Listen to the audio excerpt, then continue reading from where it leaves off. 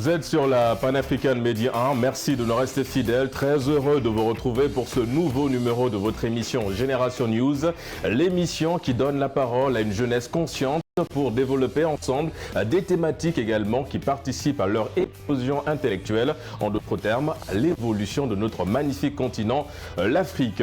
Vous connaissez le procédé de l'émission Génération News, scindé en deux parties. La première partie avec mes invités, nous allons aborder un point assez crucial. Il s'agit évidemment du personal branding. Quel est l'impact aujourd'hui de cette notion dans la vie quotidienne ou dans la vie professionnelle? Eh bien, des éléments de réponse en première partie d'émission.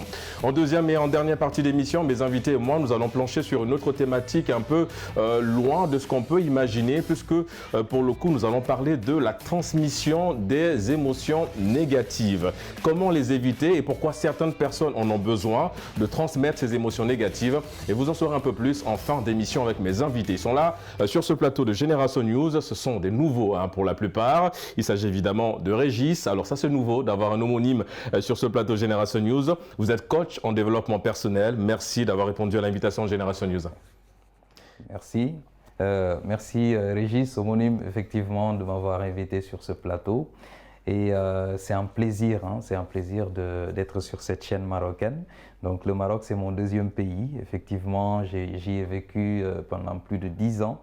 Et vraiment, le Maroc m'a beaucoup apporté. En tout cas, on aura l'occasion de revenir sur ce parcours, ce passage au Maroc, évidemment. Le plaisir de recevoir également Fabienne. Vous êtes coach certifié en neurosciences.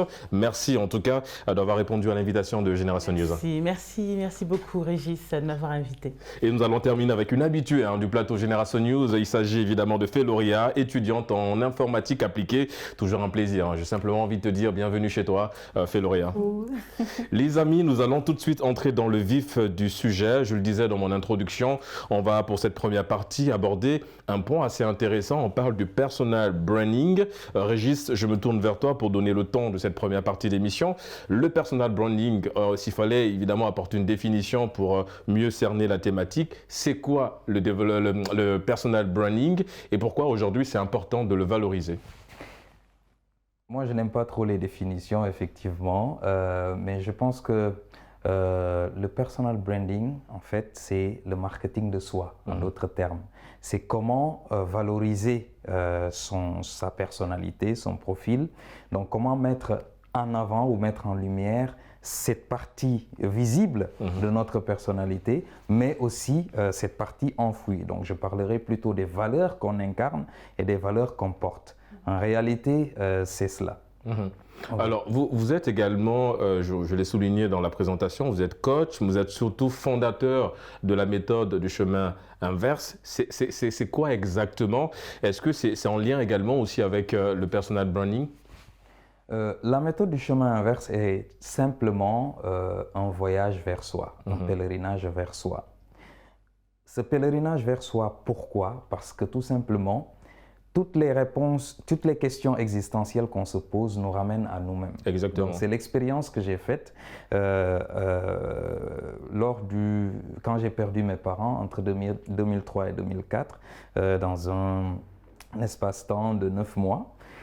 Je suis rentré dans cette quête de soi, donc qui m'a fait beaucoup voyager, mais voyager vers moi. Et toutes les questions que je me posais me ramenaient à moi. Et c'est en 2012 que j'ai conceptualisé pour la première fois dans ma tête cette méthode du chemin inverse. Donc, je ne savais pas trop ce que c'est. Mais je savais que c'était mon point d'appui, c'était ma fer de lance, c'est quelque chose qui m'aidait à avancer dans la vie, à me retrouver et à pouvoir vraiment affirmer cette identité. Donc là, ça rejoint effectivement le personal branding. Donc, affirmer cette identité et à pouvoir avancer sereinement vers cet accomplissement de soi. Je ne parlerai pas de réussite, mais je parlerai d'accomplissement de soi et d'équilibre intérieur. Exactement. Donc, voilà. Équilibre intérieur, accomplissement de soi, deux notions évidemment qui se rejoignent. Deux notions importantes, surtout quand on parle du personal branding. Fabienne, je me tourne vers toi. On a parlé justement si on se fie, on s'accroche à la définition de notre ami Régis ici, qui parlait de cette capacité à se vendre quand on parle du personal branding. Mais quand on se vend, quels sont les outils, les armes qu'on met en avant avant pour mieux se vendre quand on parle du personal branding? Est-ce que c'est l'habillement, ça compte, la posture? En d'autres termes, quelles sont les qualités qu'on va mettre en avant pour mieux se vendre? En effet, il y a plein d'éléments concrètement qui nous permettent de nous vendre. Déjà, en effet, Régis disait la connaissance de soi, c'est déjà un élément fondamental. Exactement. Si tu sais qui tu es, eh bien, tu vas pouvoir aller puiser en toi toutes les ressources et les talents et les compétences que tu peux ensuite transmettre à tes interlocuteurs par la voix. Mais il y a aussi la nécessité de pouvoir passer un message par le non-verbal. Donc la communication non-verbale est une communication qui représente à peu près 93% de la communication. Donc sans même parler, tes interlocuteurs en face, certains interlocuteurs savent exactement qui tu peux être sans même que tu ne puisses parler. Ouais. La communication non-verbale, elle est très très étendue. Ça, c'est la posture ouverte ou non ouverte. C'est le regard, comment tu vas poser ton regard sur chacune des personnes. Le ton de ta voix, la variation vocale. Peu importe, tous ces éléments-là, les silences, la force que tu peux aussi dégager, va aussi donner des indications à tes interlocuteurs en face et va se dire « Ah ben tiens, cette personne, elle me donne confiance. Elle dégage de la confiance en elle et j'ai envie d'aller plus loin avec elle ou pas. » Ouais. Donc en fait, il y a une sorte d'assurance, d'aucuns diront le charisme qu'on dégage aussi, ce qu'on renvoie. Est-ce que du coup, la neuroscience, moi, le lien aussi, j'ai envie de savoir, quand on parle de neuroscience et personal branding, la neuroscience, tu l'as dit, hein, c'est en lien également avec le cerveau. Comment on conditionne son cerveau à mieux se vendre? Moi, c'est ce que j'ai envie de savoir. Bon, clairement, alors dans mon activité, moi, je travaille avec des athlètes de haut niveau sur de la préparation mentale. Super. Demain, je vais aller vendre ma prestation auprès de grands groupes d'entreprises. Eh bien, je vais considérer que je suis un athlète de haut niveau qui doit être préparé mentalement, physiquement, parce qu'on a parlé de la communication non verbale. Donc, mentalement, je dois me préparer avant une compétition, avant un challenge, avant un défi. Donc, qu'est-ce qu'on peut faire? C'est qu'on sait que les pensées, elles sont à peu près entre 30 000 et 60 000 pensées par jour. Ah ouais? Oui, c'est énorme. Ah ouais, quand même. Et on sait que toutes ces pensées en neurosciences ont un impact sur nos émotions et sur nos actions. Donc, si clairement je pars d'une manière défaitiste sur ce rendez-vous qui est important pour moi, eh bien forcément, les répercussions, elles vont être, elles vont se décliner par rapport au type de pensée que j'ai. Donc, je vais me préparer à travers certaines routines, comme un athlète de haut niveau.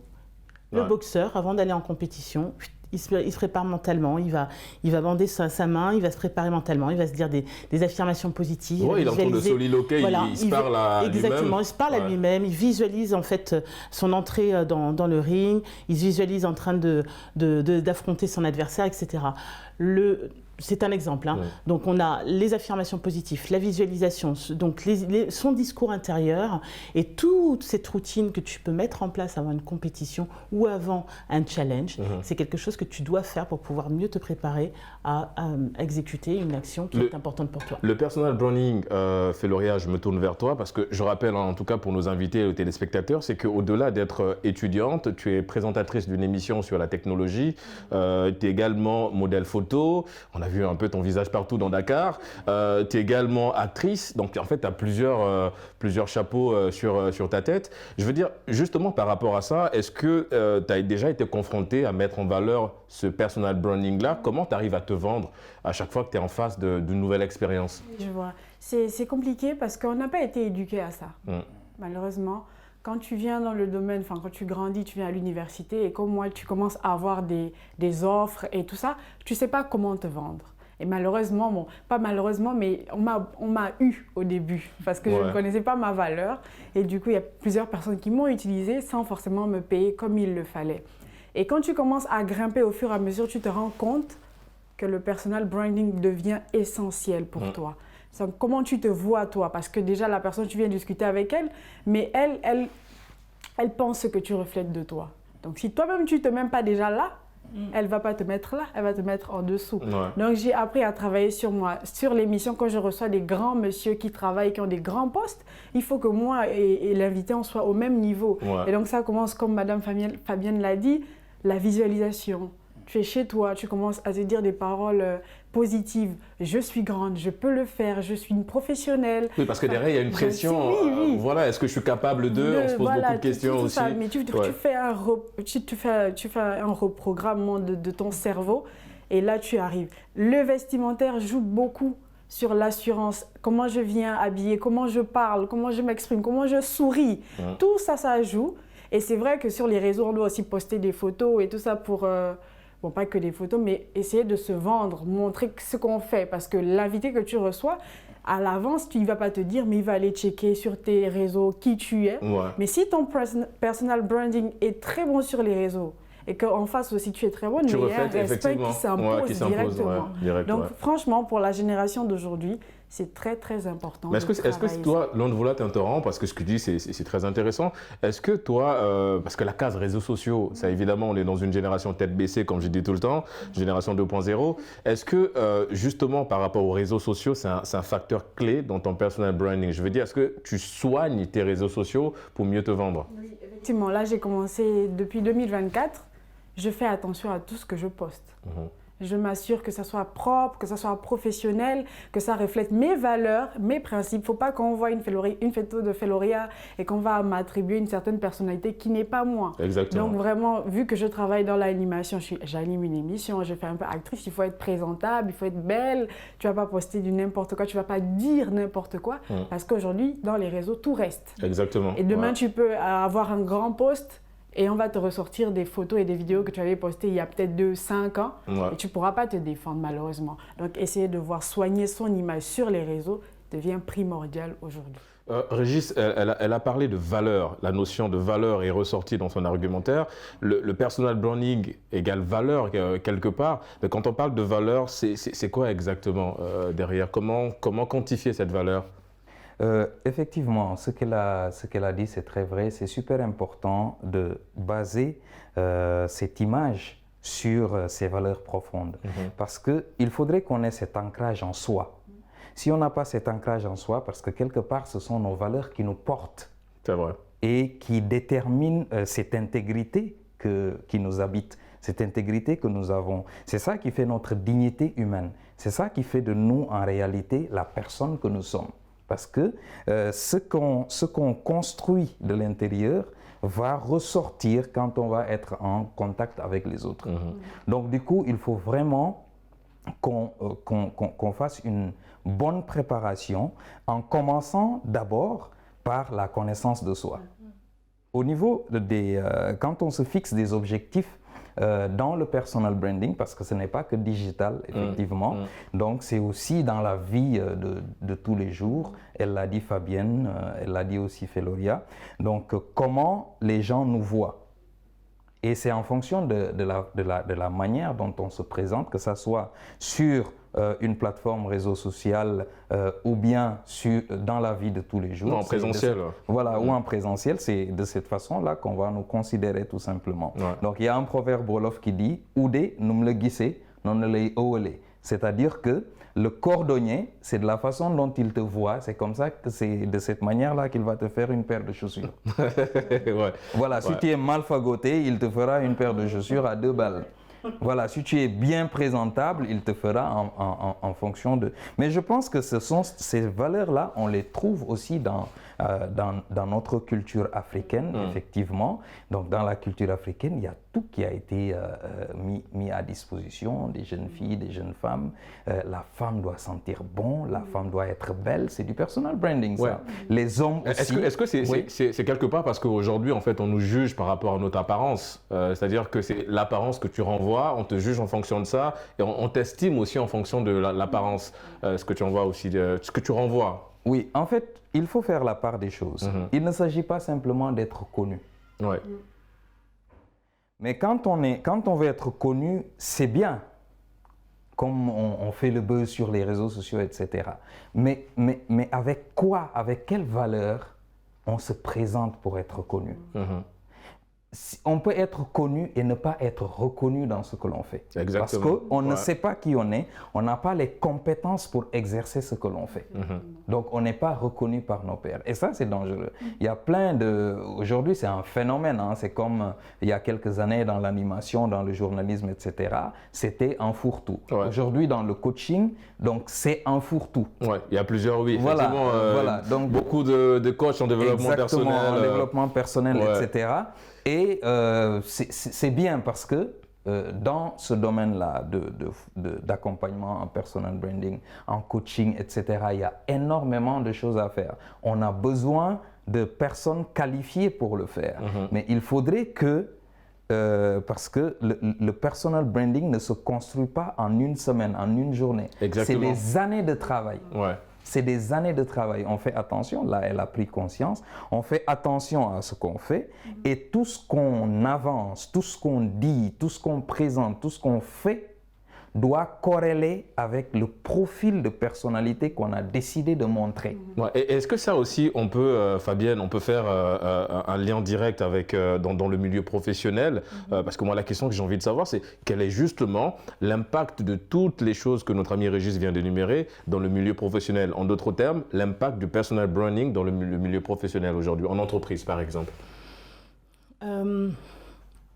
Par rapport à l'entreprise, alors je vais juste faire mettre l'accent sur quelque chose qui est pour moi important par rapport à tout ce qui se dit sur l'image. Bien sûr. En effet, il est important de travailler, de savoir qui on est et de travailler son image au niveau digital et dans notre quotidien. Mais l'élément clé aussi, c'est l'authenticité. Quand tu restes authentique et vrai, tu vas dégager quelque chose de fort. Oui, parce qu'il y en a un qui malheureusement, c'est des natures un petit peu. C'est ça. Voilà, c'est pour ça que je tenais quand même à le dire. Oui, non, mais c'est important. C'est super important, c'est sur les réseaux sociaux, tout est propre, tout est nickel, sauf que quand tu grattes... Ouais, c'est autre chose en fait. Il y a autre chose. Ouais. Donc, restons vrais, authentiques et sincères dans notre personal branding. Parce que cette sincérité, elle est importante pour pouvoir être aligné aussi avec soi-même, dans nos valeurs aussi, et dans ce qu'on fait, dans ce qu'on propose. Ça, c'est une chose. Et dans le monde de l'entreprise, c'est important aussi, si on parle de personal branding, c'est important en effet de rester authentique, vrai. On est là pour en effet mettre comment dire, à profit nos compétences, les développer, les mettre au service de l'entreprise pour laquelle elle nous emploie, ou même pour si vous êtes chef d'entreprise. Mais le plus souvent, moi pour avoir passé 25 ans dans une grande entreprise et avoir vécu 9 activités différentes, ce qui manque, c'est de mettre en commun nos compétences et nos valeurs pour aller dans un même chemin. Oui, parce qu'il y a toujours un peu une espèce de concurrence malsaine au sein Sauf de que l'on peut travailler en intelligence collective, on peut travailler ensemble, mettre nos compétences en commun, et ça fait des êtres humains qui ont une identité qui n'est pas mise en concurrence, qui est juste mise en cohésion. En synergie, on converge vers une même... Donc chaque personne a son identité, a son personal branding, il peut apporter et contribuer à l'autre au niveau professionnel. Donc ça, c'est une autre chose. Et puis ensuite, au niveau du personal branding, je dirais qu'il y a... Il y a une notion aussi tu parlais en effet de vestimentaire, etc. C'est aussi important de venir habillé. Hein, on perd cette notion d'habillement, de là, je suis d'accord sur le...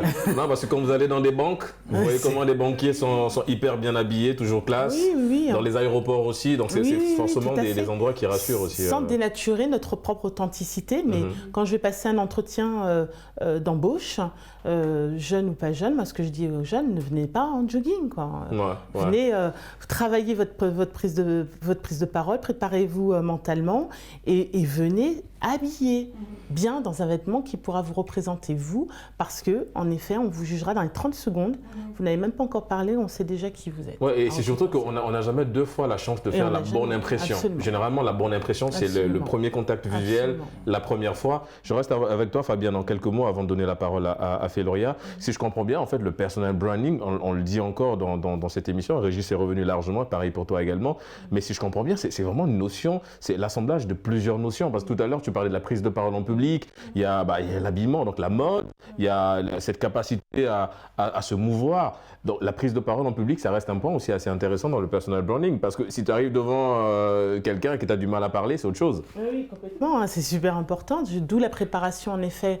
La prise de parole, c'est pas le simple fait de transmettre un message, c'est pas ça, la prise de parole, c'est aussi on prend l'univers de la personne qui a monté sur scène ou qui prend la parole, et c'est tout l'univers de la personne aussi qui transmet un message. Donc d'où une préparation importante avant une prise de parole, d'où le travail sur soi, parce que pour transmettre un message, il faut être convaincu pour être convaincant. Ouais. Ah ouais, si tu n'es pas convaincu, tu ne peux pas être convaincant. Ça, c'est autre chose. D'accord, ça va se... Voilà. Ouais, mais Féloria, ça c'est un exercice que tu fais tout le temps avant de commencer l'émission. Je veux dire, il y a un rituel autour de... Il se résume à quoi ce rituel? J'ai appris à le faire. Au début, je ne le faisais pas, mais comme je dis, on grandit, on apprend. Et maintenant, avant chaque émission, je vais devant le miroir. Ouais, le discours mental, on se parle à soi-même. Tu peux le faire. Ouais. L'émission, elle sera super belle, l'invité, il sera à l'aise. Mais ça, c'est à toutes les émissions ou bien Non, mais c'est à toutes les émissions. Moi, j'ai déjà instauré même je ne sais pas si les gens le savent, 15 minutes avant de dormir, 15 minutes avant de quitter le lit, je m'imagine des choses dans ma tête. J'essaie d'imaginer ma journée belle. Ouais, la visualisation de Fabienne. Et ça marche. C'est incroyable, mais ça marche tellement. J'ai eu des opportunités qui sont arrivées, mais alors que je m'y attendais même pas. Les trucs que je pensais au fond de moi qui sont arrivés comme ça, je me suis dit waouh. Mais c'est aussi le fait que je me suis mise dans la situation.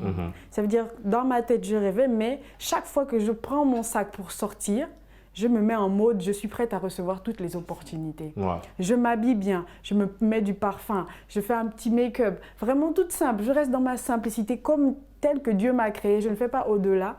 Et c'est la même chose que je fais sur mes émissions. Je reste simple et vrai avec mes invités et tout se passe bien. Donc vraiment, c'est le conseil que je donnerai à tout le monde. Ouais. Essayez de visualiser, se projeter. Essayer de ressembler à la personne qu'on veut être, mentalement et aussi dans le physique, dans les agissements, et ça marche tellement. La chute est trouvée, donc la transmission, pour le coup, toi tu transmets des émotions positives, mais on va en parler pour le coup, la deuxième partie de l'émission sur les émotions négatives. On marque une courte pause et on se retrouve dans une poignée de minutes pour la deuxième et dernière partie de l'émission. À tout de suite.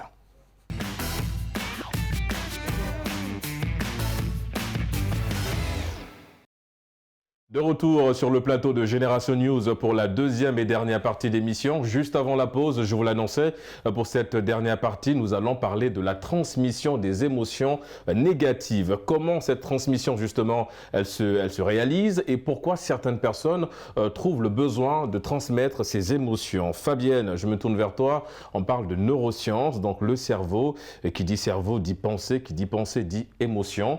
Et justement, comment ces émotions négatives déjà on arrive à les créer et pourquoi on ressent le besoin de le transmettre?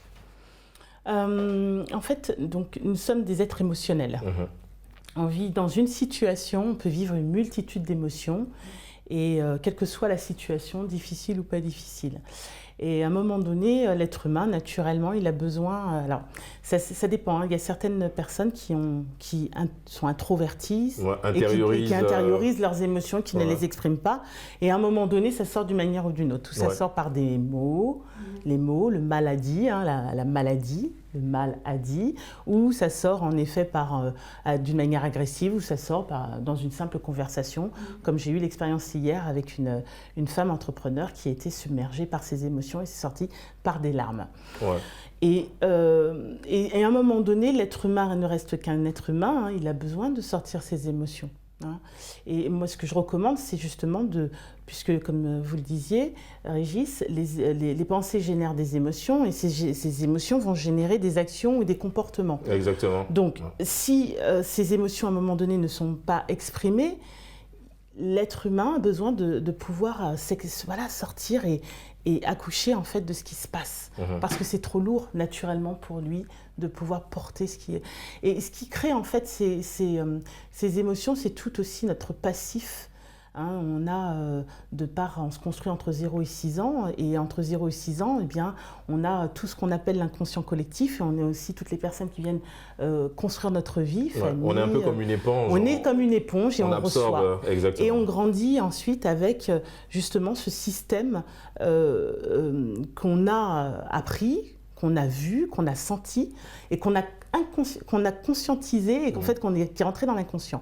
Et l'inconscient, c'est à peu près 93% de notre système, donc, qui est automatique. Voilà. Et c'est ce qui crée ce qu'on appelle les croyances limitantes. Par exemple, si je prends la prise de parole, une personne qui se dit, qui n'a pas confiance en elle et qui doit prendre la parole en réunion ou face à son PDG ou face à des fournisseurs, eh bien, dans sa tête, il va se dire, je suis nul, je ne suis pas capable, je ne vais pas y arriver, c'est trop difficile. Et il va donc avoir son discours intérieur comme ça qui va être en boucle. Et en plus de ça, puisqu'on est super fort, nous êtres humains, c'est qu'on va se convaincre que c'est vrai. Ouais, c'est vrai. On a cette facilité-là, justement, à se convaincre que c'est une excellente chose. Mais c'est vrai que, Féloria, quand on parle d'émotions négatives, évidemment, on peut s'interdire aussi de les transmettre. Mais quelles sont d'abord ces émotions-là, s'il fallait les identifier, ces émotions négatives, selon toi? Ouh, elles sont vastes, hein. Il y en a tellement. Moi, par exemple, dans mon cas, je vais aller sur... Moi, j'ai lu déjà tellement, comme Fabienne le disait, je peux pas, je suis nulle. Comment dire, je suis incompétente, on te donne un truc à faire, tu dis non, je ne peux pas faire ça, c'est au-dessus de mes moyens. On te dit que tu es belle, tu dis non, moi je ne suis pas belle parce que, étant petite, il y a le doute. Il y a du doute, ou il y a des mots qui ont été dits et tout ça. Et comme on dit transfert, si tu es face à une personne, par exemple, qui est jolie, qui est belle, bon, enfin, tout le monde est beau, tu auras tendance à transmettre ta frustration à la personne inconsciemment. Et je l'ai déjà fait, et vraiment que Dieu me pardonne. C'était pas consciemment, mais tu vas remarquer un petit truc chez la personne. Par exemple, petit bouton. Tu dis, ah, ce bouton, et là, c'est fini. Ouais, une sorte d'imperfection. Voilà, ce mal-être que toi, tu as quand tu as un bouton, inconsciemment, tu donnes ça à la personne et elle aussi, c'est fini. Elle ne se focalise que sur le petit détail que tu lui as dit. Ça, c'est un transfert d'émotions tellement négatif qui gaspille toute sa journée si elle est axée vraiment sur son physique. Donc moi, sincèrement, je le vis tout le temps. Et c'est comme ça, mais il faut maintenant travailler dans soi pour transformer ces émotions négatives en positives ou bien l'acceptation pour ne pas le transmettre aux autres. C'est la première étape, le fait d'accepter. Accepter qu'on aura toujours des émotions négatives qui seront en nous, qui viendront. Mais est-ce que je les laisse sortir ou bien je les transforme en quelque chose de positif qui pourra aider les autres à... Est-ce que le fait, Régis, c'est vrai qu'on parle, c'est comment aussi s'interdire de transmettre ces émotions-là? Est-ce que le fait de s'isoler, le fait d'être un peu dans son coin, c'est aussi une façon simple, peut-être pas simpliste, de ne pas transmettre ces émotions négatives? Parce que comme Féloria l'a dit, les émotions négatives, on les croise tout le temps. On sort du bureau, on en croise, on sort de la maison, on croise ces émotions-là, négatives-là. Et pour revenir un peu, c'est vrai que Fabienne a donné une piste de réponse. Pour revenir un peu, c'est justement pourquoi on ressent le besoin, pourquoi on ressent ce besoin-là de le transmettre. Elle a parlé d'une notion de l'inconscience, mais il y en a qui le font de façon, on est déterminé à transmettre ses émotions. Pourquoi ce besoin? En fait, il y a ce qu'on appelle l'effet cocotte-minute. Donc humainement, porter ces émotions-là, c'est extrêmement lourd. Donc quoi qu'il arrive, si c'est des émotions négatives qu'on porte, au fil du temps, ça va créer de la maladie. Donc, c'est source de maladie, c'est facteur de maladie. Et ça peut vraiment aller très, très loin jusqu'à déséquilibrer notre être intérieur. Et moi, je dis souvent que l'autre, c'est le prolongement de notre regard sur nous-mêmes. Exactement. Et ça, c'est super important de prendre conscience de cela. Comment nous nous regardons? Comment nous nous voyons? Comment nous nous comportons avec nous-mêmes et comment nous pensons? Quel est notre état d'esprit? Ça, c'est le premier pilier de la méthode du chemin inverse, le regard sur soi. On a l'habitude, effectivement, d'aller vers les autres parce que, humainement, on a besoin des autres. On doit vivre dans une communauté. Mais qu'est-ce qu'on attend des autres partant de soi? Est-ce qu'on veut que l'autre vivent exactement ce que l'on vit?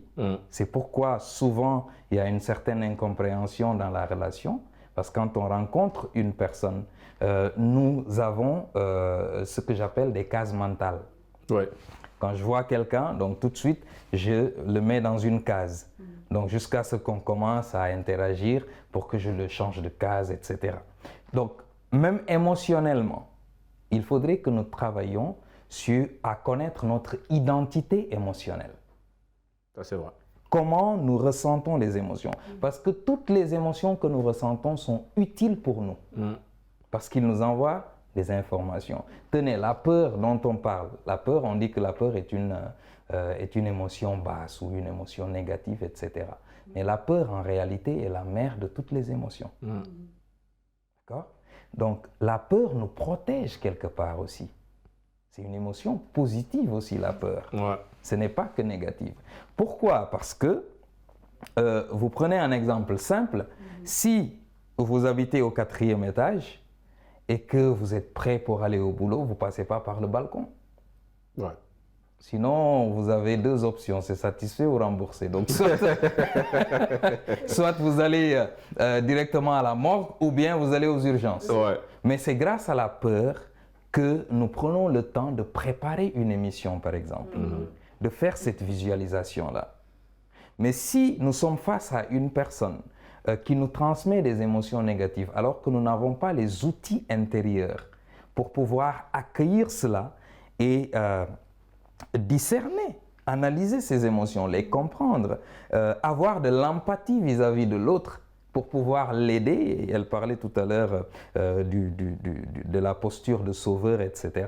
Pour pouvoir l'aider, oui, à pouvoir se décharger, parce que nous, coachs, nous sommes pratiquement des murs de lamentation. Ah oui, parce qu'effectivement, vous recevez toutes ces ondes, enfin, pas négatives, mais disons que, effectivement, que lorsqu'une personne vient vers vous et que vous arrivez à cerner la personne, évidemment, comme l'avons encore souligné, a besoin de se décharger. Et toutes, évidemment, ces ondes, ces pensées négatives qu'elle a emmagasinées, ben vous recevez ça et vous êtes obligé de composer quelque part avec ça. Comment vous faites La posture du coach est une posture assez délicate parce que le coach n'est ni consultant ni conseiller. Le coach est à l'écoute. Il a ce qu'on appelle l'écoute active. Et la chose la plus compliquée, humainement, c'est écouter quelqu'un qui vous explique ses frustrations, ses blessures d'enfance, etc., qui vous transmet quelque part des croyances limitantes, des émotions négatives, mais vous l'écoutez et vous analysez ce qu'il dit sans le juger. Ou sans la juger. C'est la chose la plus compliquée. Maintenant, humainement, vous allez vous dire, ah non, lui, il pleure pour cette petite chose-là. Mais quelle est la relation de cette personne avec cet événement? Avec ce point d'ancrage de sa vie. Donc, maintenant, vous allez lui poser des questions qui lui permettront de pouvoir cerner réellement où se trouve le nœud. Donc nous, coachs, nous accompagnons la personne à pouvoir défaire le nœud. Mais attention, quand nous terminons des séances de coaching, nous allons aussi nous décharger, nous. Ah oui, parce que c'était la vraie question. Voilà. Parce que vous partez derrière, Fabienne, c'est le cas pour toi aussi. Je veux dire, toi tu es dans la formation, le coaching. Mais comment toi tu arrives à travailler ça? Et ça c'est la première question. Et la deuxième question aussi, c'est en lien avec l'argumentaire de notre ami Régis qui parlait évidemment du jugement, le regard. Est-ce que le jugement aussi, c'est un facteur de transmission directe justement de ces émotions négatives-là, parce que quand vous êtes dans un milieu professionnel et qu'on arrive à vous dire votre travail il est nul, excusez-moi du terme, ou bien que voilà, vous n'êtes pas assez productif, mais avec un temps, avec un regard, avec un comportement qui te montre que tu n'es pas le bienvenu, le jugement aujourd'hui avec la transmission des émotions négatives. Alors déjà, ce qui est important, c'est que quand on accompagne quelqu'un, et c'est pour ça que c'est important de se certifier en tant que coach, parce que on travaille dans l'humain. L'humain a toute sa place et on va faire bouger énormément de choses. Voilà, c'est un travail de collaboration. Parce que vous comprenez les mots, comme tu l'as dit, M-O-M-A. UX, voilà. Donc les difficultés, et les mots MOTS. Donc, absolument, voilà, absolument. Donc il y a plein de perceptions que l'on perçoit. Et l'idée, c'est que tout à l'heure, tu parlais du triangle de Cartman, triangle de Cartman qui est sauveur, victime, persécuteur. Moi, quand j'étais jeune enfant, j'étais en mode sauveur. Je voulais aider le monde entier. On l'est tous quelque part. Voilà. On a le syndrome du sauveur, mais au détriment de moi-même et au détriment de la personne. Donc je me suis formée aujourd'hui. Maintenant, ça fait 8 ans que je forme et que je coach. Et aujourd'hui, j'ai encore ce syndrome, mais il est bien sûr, quand je coach, il n'est plus du tout présent. Le sauveur n'est pas du tout présent. Et c'est pour ça que l'écoute a énormément d'importance. Le travail aussi sur soi au quotidien, comme tu parlais de routine, avant d'une émission, eh bien, quand tu es coach et formateur, c'est un travail permanent permanent. C'est aussi tout ce travail émotionnel, ce travail sur son état d'esprit, s'enrichir. Éviter de se laisser envahir par les émotions. Par ses propres émotions et faire ce qu'on appelle des transferts. Exactement. Voilà, parce que quand il y a des sujets, en effet, j'en ai eu l'expérience cette semaine. Tu te retrouves en effet, parce chez le client. Comme disait Régis, des fois, tu as un effet miroir. Il y a des choses qui se passent et qui se... Voilà. Donc, si tu ne travailles pas sur toi, si tu n'as pas en effet un support à côté, une supervision à côté, eh bien, tu vas faire des transferts. Donc, tu vas transmettre à la personne tes propres soucis, ton propre regard sur la situation. Et là, tu sors de ton cadre. D'où, j'invite toute personne qui souhaite devenir coach à se certifier et à travailler sur lui. Bon, on rappelle au passage que Régis, il est certifié également. Oui. Ça, il faut le rappeler. Une certification au Maroc, c'est bien ça? Oui. Raconte-nous un peu cette aventure en quelques mots avant de laisser Féloria justement revenir sur la certification. Donc c'est au Maroc. Oui, c'est au Maroc. Les deux d'ailleurs, c'est au Maroc. En fait, c'est parti très vite parce que je me souviens, donc je le salue d'ailleurs au passage, c'est Dr Hassan Mataï, donc c'est mon papa au Maroc. D'accord. Il m'a détecté en 2017 quand j'animais un panel pour les étudiants sénégalais à Rabat. C'était la première fois qu'il me voyait. Il me dit: viens jeune homme, qu'est-ce que tu fais dans la vie? Je lui dis: j'étais dans des call centers, etc. en tant que superviseur et formateur. Il me dit: c'est pas ta place, viens me voir au cabinet. C'est comme ça qu'il a commencé à m'accompagner en termes de formation. Ça, c'était en 2017. Mais je formais déjà avant. D'accord.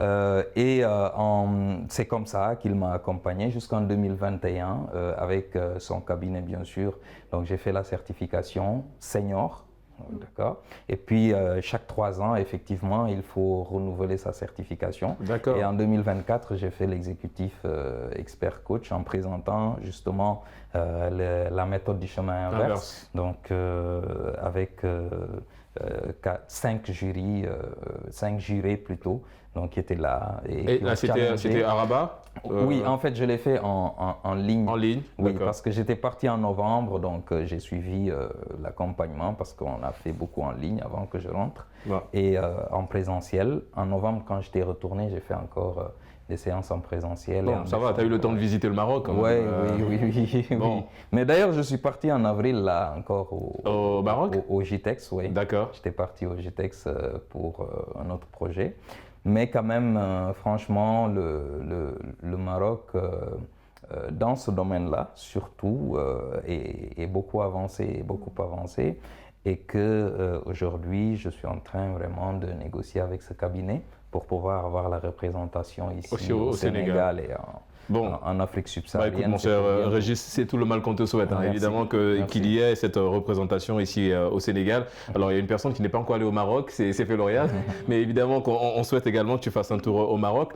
Justement, par rapport à ça, c'était la petite parenthèse avec Régis, mais pour revenir justement à la thématique quand on parle de transfert d'émotions, est-ce que toi également, ça t'arrive de le faire? Est-ce qu'il faut voir également la confidence? Peut-être qu'après, Fabienne et Régis peuvent revenir là-dessus avec des aspects un peu plus techniques. Mais est-ce qu'il faut voir la confidence comme étant aussi un canal de transmission de ces émotions-là? Moi, je l'ai vécu. C'est même, merci pour la question qui rentre dans mon... C'est que j'ai déjà vécu une fois.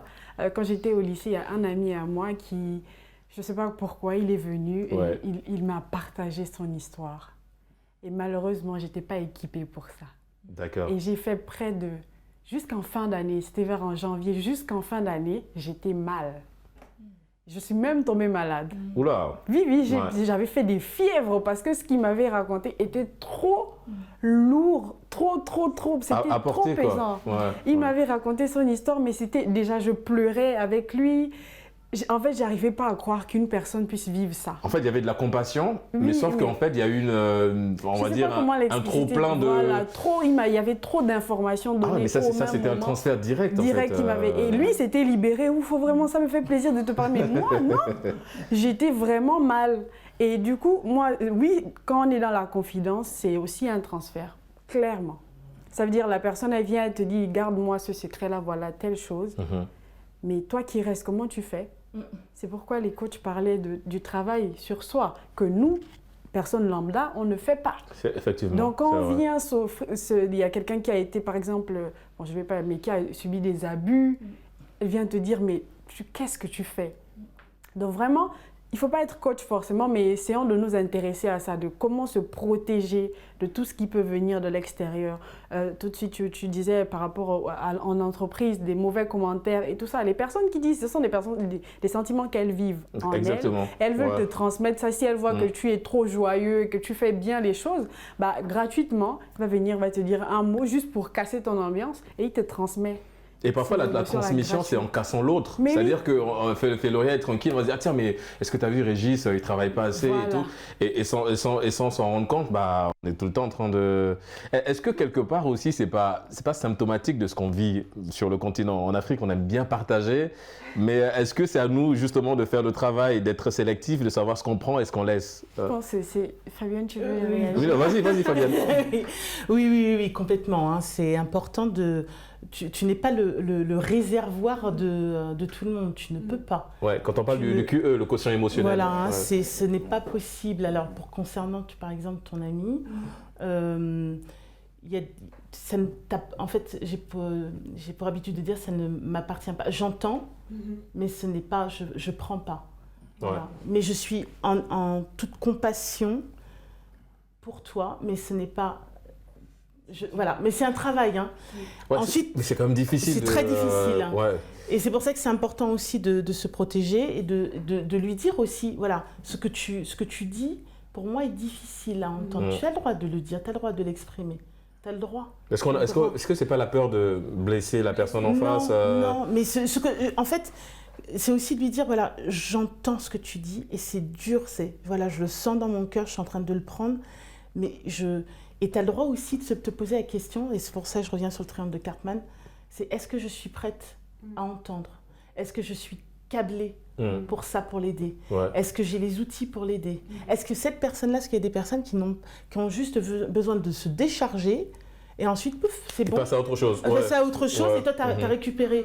Mais c'est ça, important, se poser ces questions. Est-ce que, moi, quand j'étais en mode sauveur, c'est que je prenais, et en effet, la personne, elle repartait nickel. Et moi, par contre, j'avais tout sur les épaules. Bah oui. Sauf que non. Mais généralement, c'est ça, ce qu'on oublie, Régis, en quelques mots, parce qu'on arrive à la fin de cette émission, mais vraiment en quelques mots, très peu, on oublie la personne qui reçoit. Comme tout à l'heure, la métaphore de réservoir, quand c'est plein, ça devient compliqué derrière. Très peu, on parle, on se confie, mais on oublie souvent la personne qui reçoit derrière. En quelques mots sur justement la posture de la personne qui reçoit. En fait, je pense que quand on n'est pas aligné avec soi-même, quand on n'a pas ces outils-là, on fait souvent l'amalgame. On veut être le sauveur du monde. Oui. On veut être aimé par tout le monde parce qu'on est dans la validation extérieure. Et souvent, ça nous arrive. Hein. Parfois, quand on fait quelque chose pour quelqu'un, on est là... On s'attend à ce que la personne nous dise merci ou à ce qu'on nous dise « ouais, tu as bien fait », etc. C'est dans l'éducation, effectivement, c'est dans notre éducation émotionnelle qu'il y a eu ces saboteurs-là qui se sont incrustés. Donc aujourd'hui, la façon dont on vit peut-être l'empathie avec les autres, parce que Senghor l'avait dit, l'émotion est nègre, la raison est hellène. Bon, on en a fait un tas, mais aujourd'hui, on peut mieux comprendre effectivement cette approche-là. Donc, je pense que le fait d'avoir de la compassion pour l'autre, ce n'est pas un péché. Mais comment entretenir cette compassion? Parce qu'on ne peut pas être l'autre émotionnellement, ce n'est pas possible. Parce que l'identité émotionnelle, c'est comme l'empreinte digitale. Oui, de toute façon, Féloria, elle a subi l'expérience. Malheureusement, je suis obligé de vous arrêter, les amis. Hein. C'est une émission très intéressante. Peut-être qu'on aura l'occasion d'en faire une deuxième thématique et revenir en long et en large, évidemment, sur toutes les choses qui restent et qui n'ont pas pu être dites ici. Les amis, en tout cas, merci d'avoir participé à Génération News. Je rappelle que nous avons reçu Régis. Vous êtes coach en développement personnel, coach certifié en développement personnel. Merci d'avoir répondu à l'invitation Génération News. C'est un plaisir. Féloria, Toujours un plaisir évidemment de te recevoir. Étudiante en informatique appliquée. Merci en tout cas d'avoir participé à Génération News et merci à Fabienne. Vous êtes coach certifié en neurosciences. Merci d'avoir participé à Génération News. Vous revenez évidemment quand vous voulez sur ce plateau. Vous l'aurez compris, c'est la fin de cette émission. Merci de l'avoir suivi. On se donne rendez-vous mardi prochain pour d'autres thématiques liées à Génération News. D'ici là, quoi qu'il arrive et quoi qu'il advienne, gardez le sourire en compagnie de nos profs.